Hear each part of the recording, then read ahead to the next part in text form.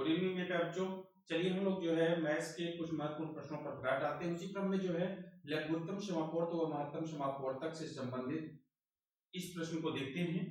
दो संख्याओं की महत्तम समापवर्तक तथा लघुत्तम समापवर्त क्रमशः 8 तथा 48 है। यदि इनमें से एक संख्या 24 हो तो दूसरी संख्या क्या होगी? तो मेरे बच्चों यहाँ पर ध्यान दीजिएगा भैया, आपको पता होना चाहिए कि अगर ऐसा कोई क्वेश्चन दिया गया हो, लस दिया गया हो और आपको मस दिया गया हो, ठीक है, और उसमें से एक संख्या दी गई है।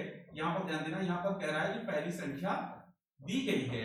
अब भाई यहाँ पर आपसे पूछा गया है कि दूसरी संख्या क्या होगी ना, यही आपसे पूछा गया है।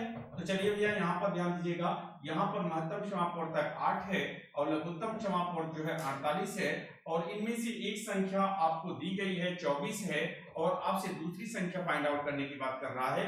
तो ऐसे क्वेश्चंस को सॉल्व करने के लिए आपको पता होना चाहिए कि दो संख्याओं के लस और मस का जो गुणनफल होता है वह दोनों संख्याओं के गुणनफल के बराबर होता है। पहली संख्या, ठीक है, गुणे दूसरी संख्या के गुणनफल के क्या होगा भैया, बराबर होगा। तो यहाँ पर लस कितना है भैया 48 है और मस कितना है 8 है और संख्या कितनी है, पहली संख्या दिया 24 है और दूसरी संख्या को आप x मान लीजिए। अब भाई बेटे ये करके आप क्या करेंगे, त्रिया गुणा कर दीजिए। 48 गुणे 8 बटे में 24 बराबर x के भैया 24 दूना 48 तो 8 दूनी 16। तो आपकी जो दूसरी संख्या है वह कितनी आ गई, 16 आ गई। इसका मींस यहाँ पर आपका ऑप्शन सी जो है वो बिल्कुल राइट आंसर हो जाता है। चलिए देखते हैं नेक्स्ट क्वेश्चन को। अगला क्वेश्चन क्या कह रहा है, इसको भी हम लोग समझने का प्रयास करते हैं। अब यहाँ पर ये क्वेश्चन है, दो संख्याओं का महत्तम समापवर्तक 11 तथा लघुत्तम समापवर्तक 7700 है। यदि इनमें से एक संख्या 275 हो तो दूसरी संख्या क्या होगी? तो भैया यहाँ पर ध्यान दीजिएगा। अब भैया महत्तम समापवर्तक कितना है, 11 दिया गया है, यहाँ पर ध्यान दीजिएगा 11 है और लस जो है आपका जो है 7700 है, ठीक है, और इनमें से एक संख्या 275 है और दूसरी संख्या को आप x मान लीजिए, है कि नहीं। 11 गुणे 7700 और बटे में आपका हो गया भैया 275 और बराबर किसके हो गया, x के। 11 से 11 दूना 22, 11 पचे 55, ठीक है।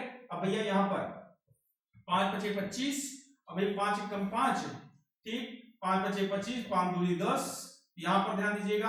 अब 5 तिहाई 15, ठीक, 0 5 चौक 20, यहाँ पर आपका हो गया 304 आ रहा है हमारा। तो फिर से एक बार सरलीकृत करके देखिए, ठीक है भैया।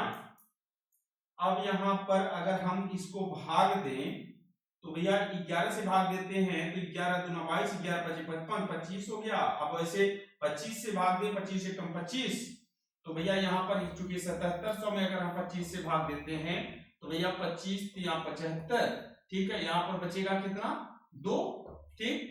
अब यहाँ पर हो जाएगा 225 अट्ठे 200, तो यहाँ पर आपका 308 होना चाहिए। यहाँ पर आपका ऑप्शन डी सही हो जाएगा, ठीक है।